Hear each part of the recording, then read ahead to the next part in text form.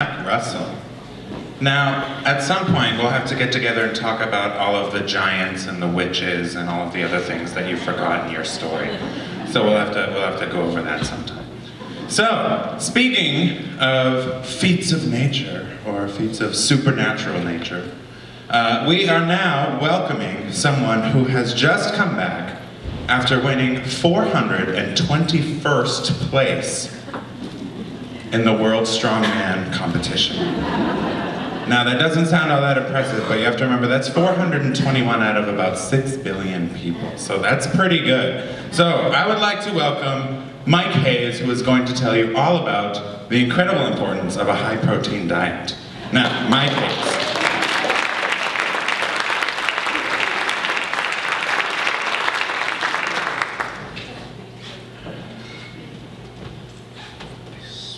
Expect to do this? When I used to question about how volunteer work on the trails began on a cold, wet May morning at Sur de Mons, while cleaning out a drainage ditch and swatting away black flies, I was challenged to find out about it and then report back. Well, I guess this is it. Dr. Charles Elliott, when celebrating the creation of Sur de Mons National Park, spoke. He said, in part, the greatest element of satisfaction in looking back on the work is the sense that what I am able to do with the help of others is going to last as good bricks built into a permanent structure. This is dedicated to those good bricks. The trails that we hike on in Acadia come from several sources. Some of the trails that many of you trod on were created by Native Americans. Village improvement associations built trails. Even commercial interests built some of the trails that we hike on. The Civilian Conservation Corps was also very active, as well as the national park. Unfortunately, constant underfunding and a number of very serious events caused these trails to deteriorate even more. The Great Depression, the Second World War, the fire of 1947, and the decline of the VIAs.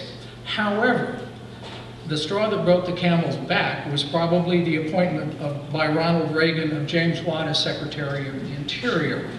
Watt had spent many years in the department, but only on the resource extraction side. He did not believe in the conservation ethic. He said, I will err on the side of public use versus preservation. However, people saw the work that needed to be done and simply started showing up at park headquarters asking to help. There were also attempts made to organize that help. But one of the more seminal events happened in 1982. Then a social organization called the Down East Outing Club was formed to promote the enjoyment of the area's outdoor activities such as hiking, canoeing, and sailing. Early members of this organization were really important in the volunteer work in the park. Ken and Ruth Surgison, George Feltus, George and Anna Buck, and importantly, Mary Ann Edwards. Mary Ann was a volunteer working at the Visitor Center under the auspices of the Interp Division, because that's what volunteers did at that time. They told people about the park. They didn't work in the park. On a day in May of 1985 on a hike on Day Mountain, when they were decrying the condition of the carriage roads in the park, someone suggested they needed a Friends organization. After Mary Ann found out what a Friends organization was, she approached the park and they appointed Mary Ann and Lois to begin the work. They created the Friends of Acadia, but they needed to get moving. The smartest thing they ever did, in my opinion, was appoint a guy by the name of John Kaufman as the first chair. He had long-time ties with the Department of the Interior. He knew how it worked, and he was also part owner of the Bar Harbor Times. Not a really bad idea. But how did the Park Service respond to this? I think for the first 5 or 6 years of the existence of Friends of Acadia, the Park Service wondered, who are these guys?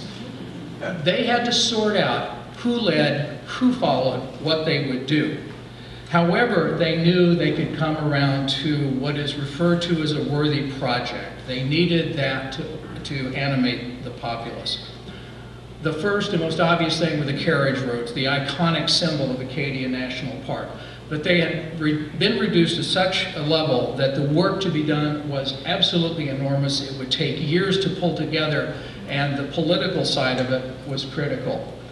So for about the first 5 years of the existence of Friends of Acadia, the only thing visible to the public were the volunteers that were working in the park. The Bar Harbor Times did a heck of a job of publicizing both the park's funding problems, but also how volunteers were helping. In 1987, Acadia National Park nominated the Down East Outing Club to receive a Take Pride in America award, and they won. Working in the park and volunteering became a real rallying point. As part of the growth that had to happen, trust had to be built between the organizations.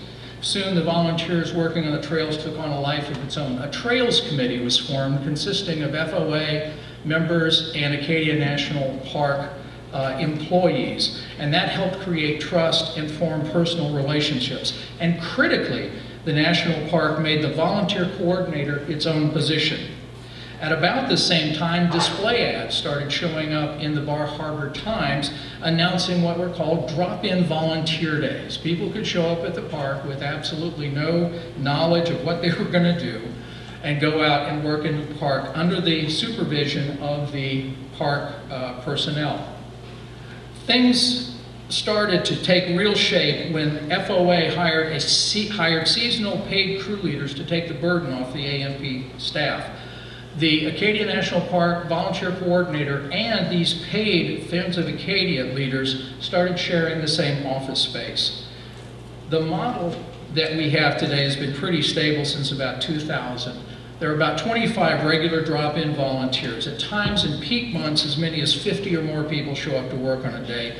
They try to match the skill levels, the capabilities, and the interest in the volunteer to try to get people involved in as many projects as we can. The Acadia National Park staff actively plans for thousands of volunteer hours a year. The kinds of work that we do as volunteers has changed significantly. There's a crew that builds the carriage road and trail signs that you see throughout the park. We've built buildings for the park. What have I learned? If you want to be a successful organization, you need three things. First and foremost, you need a worthy cause. It must inspire and excite people. You'll need committed people to make it happen, because only people make things happen. And finally, you need a strong organization. People come and people go. Only a strong organization can make it last. Thank you.